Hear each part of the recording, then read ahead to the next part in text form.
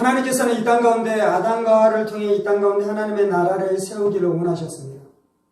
그런데 마귀가 와서 아담과 하와를 유혹해서 그들이 하나님을 거역함으로 말미암아 이 땅 가운데 세워져야 됐었던 하나님의 나라는 무너져 버리고 마귀가 통치하는 마귀의 나라가 세워진 것이죠. 하나님께서는 이제 하나님의 사람들을 보내셔서 마귀의 나라를 깨뜨리시고 하나님의 나라를 세우기를 원하셨습니다. 그래서 아브라함을 부르시기도 하고요. 모세를 부르시기도 하고요.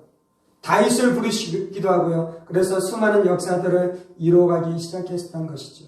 그러면서 이제 마귀의 나라가 깨어지고 하나님의 나라가 세워지는 일들이 일어난 것은 사실인데 결정적으로 마귀의 나라가 깨어지고 하나님의 나라가 결정적으로 세워지는 일들은 아직 일어나고 있지 않았었던 것이죠.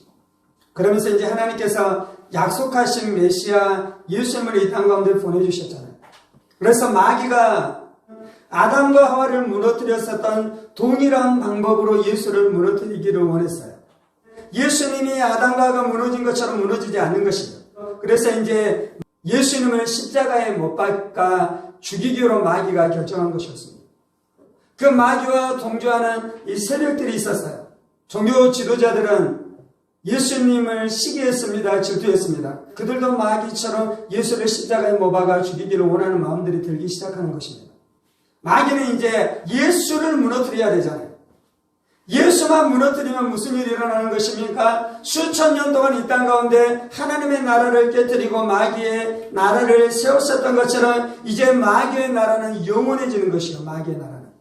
예수님께서 십자가에 못 박혀 죽으실 때 마귀는 자기가 이긴 줄 알았습니다.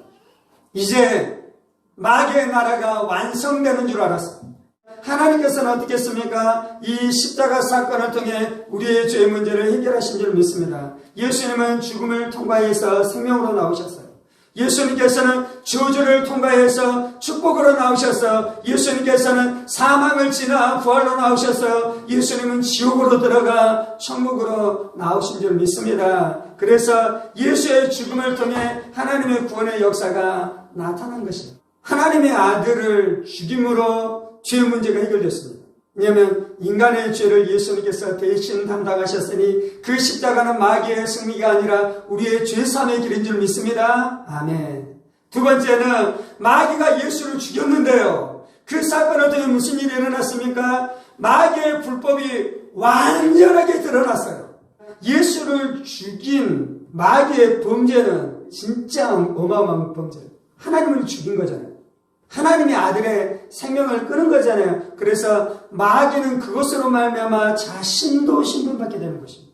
아멘. 그래서 십자가가 마귀가 그동안 인류에 군림했었던 모든 것들을 다 박탈하는 마귀를 깨트리는 역사가 십자가에서 일어난 줄 믿습니다. 그래서 십자가는 죄로부터의 승리이며 십자가는 마귀로부터의 승리이며 십자가는 저주로부터의 승리가 우리에게 되어진 줄 믿습니다. 마귀는 예수님께서 이 길을 가는 것이 구원의 길인 줄 몰랐어요. 그러니까 예수를 죽였잖아요. 하나님의 지혜가 마귀에게는 감춰져 있는 것입니다. 하나님의 길이 마귀에게는 감춰져 있는 것입니다.